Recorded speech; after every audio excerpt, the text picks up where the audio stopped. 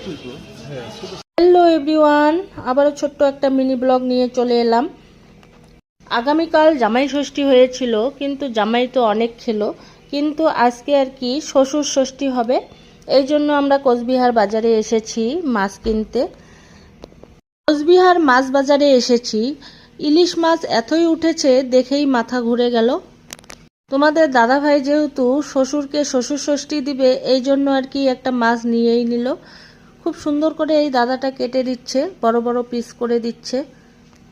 ইলিশের আকাশ ছোঁয়া দাম, কিন্তু আর কি করব, যেহেতু জামাই শখ করেছে শ্বশুরকে ষষ্ঠী দিবে, এই জন্য একটা মাছ নিয়েই নিলাম।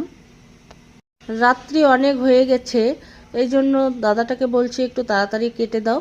খুব সুন্দর করে দাদাটা কেটে দিল। এবার নিয়ে গিয়ে আবার রান্না করে দিতে হবে আমার বাবাকে। সবাই আর কি বাড়ির লোক সবাই খাবে, তারপরে আমরা মাছ নিয়ে বাড়ি চলে আসি। ইলিশ মাছ নিলাম।